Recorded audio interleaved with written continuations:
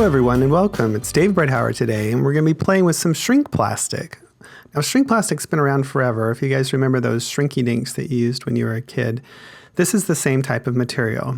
I've got some white shrink plastic here and I need to prepare the surface for stamping. So I have some 220 grit fine sandpaper.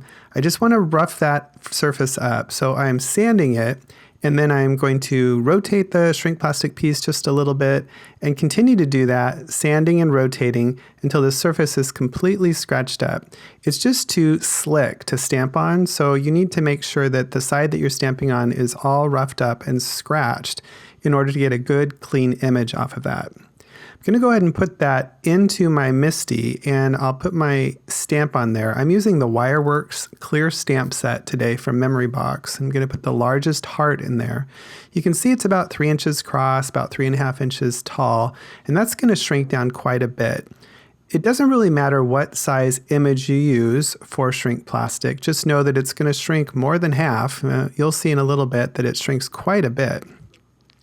I'm going to ink my stamp with a permanent black ink pad. This one is Brilliance ink. This will need to dry a long time, I would say 3 or 4 hours before I go ahead and color it. You can use any permanent ink that you want. We're going to be using some colored pencil for doing our shrink plastic project today. So you just need to use a permanent ink that's going to dry before you start coloring. So I've stamped it once, didn't get a clear impression in the middle, so I'm going to stamp it again and just stamp it as many times as you need to until you get a nice impression. It doesn't have to be perfect. It can be darker in one spot, lighter in another spot.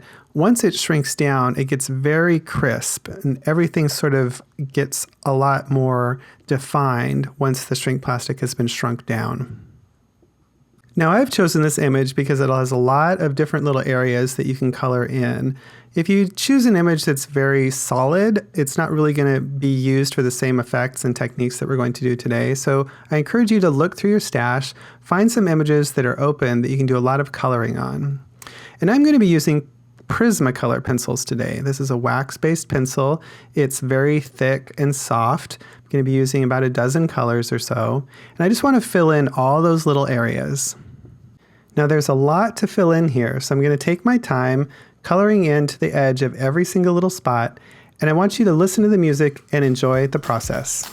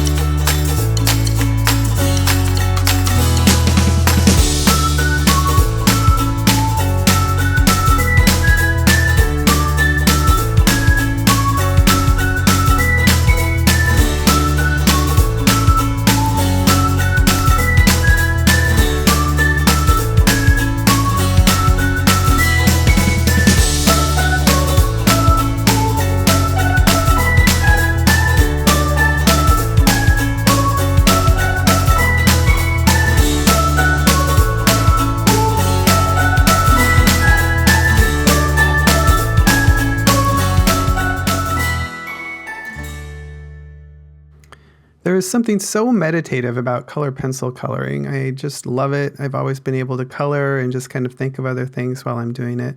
And this design is perfect for that. There's probably 100 little spots in here to color in. And I'm going to be rewarded because all of them are going to get even more intense once things are shrunk down. Now I want to go ahead and cut this out, get all the extra trimmed off the side, because at this point, we're ready to do the shrinking. Now I have a little setup here that I've used for a number of years. It's nothing fancy. I have a tape roll and a paper towel.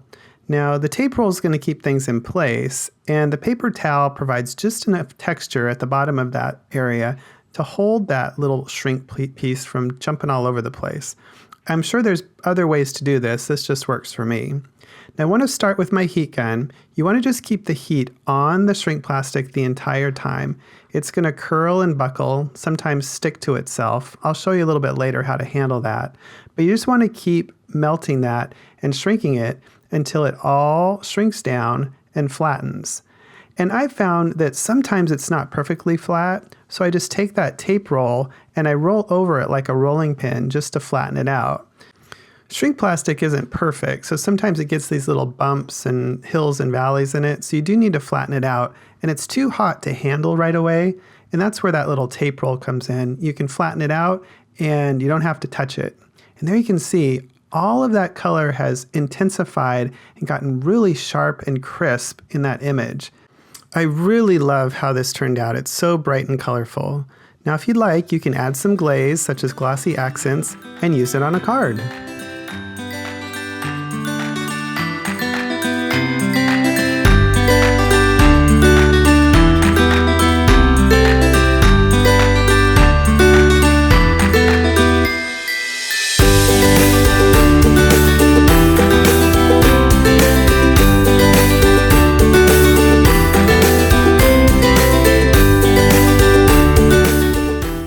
Now that I did my project on white shrink plastic, I wanted to see how it would turn out on black shrink plastic. This is the same type of material, and you have to do the same setup as before. This is just a different color of shrink plastic, but you still need to prep the surface for color penciling.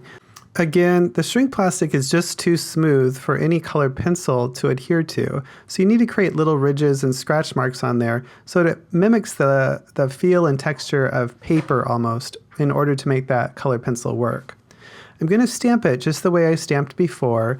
You're going to see that it's a little bit more difficult for that image to be visible on the black, but it is possible. You just have to get it in the right light. I'm going to stamp it a couple times, just make sure that ink's on there, and it will show up. I'm not sure if you can see it as well in this image, but it is visible enough that you'll be able to color things out once you have that on there. Now grab my pencils and get to coloring. Just go ahead and sit back and enjoy the music.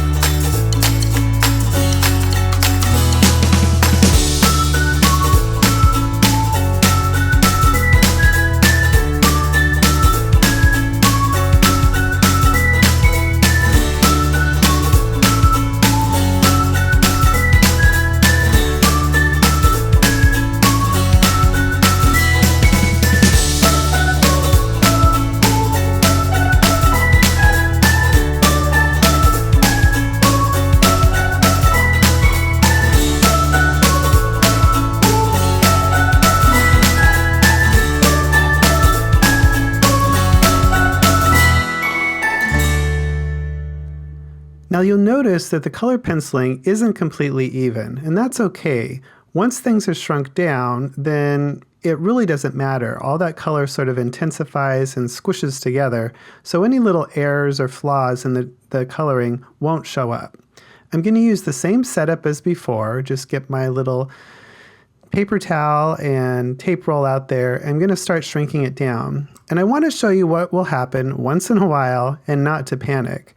Things are going to get stuck, and that's okay. You just want to give it some time to fix itself and not mess with it too much. So you can see here, one edge has stuck to the other. I'm going to let it cool a little bit, cool enough so that I can handle it, and then you're just going to sort of manipulate it a bit. You're going to pull on it gently, gently, and you'll probably hear a little click. Once that happens, then you know you can go ahead and heat it again. So I'm going to get it warmed up again. Just keep that heat source on the shrink plastic, and it's slowly going to pull itself apart. You just have to be patient. If you try to bend it too hard while it's cool, then it'll probably break. Or if you start messing with it while it's too hot, it'll probably stick together even more. So just be patient and just do the steps that I showed you there. Now, once you have it as flat as you can get it with just the regular heat source, you're going to take that tape roll and roll it out even flatter so it's really smooth. Now, the black shrink plastic doesn't give the same vivid, intense color that the white shrink plastic does, but that's okay. It's just a different look. I'm going to treat this the same way as I did the white shrink plastic now. I'm going to put some glaze on it. This is just some glossy accents. You want to glaze it like you would a cookie. So put a dam of this glossy accents around the edge. Just keep your pressure constant as you're applying the glaze, and that'll prevent air bubbles from being squeezed into that puddle of glaze. And there you go. Let it dry, and you can add this little piece to your cards as well.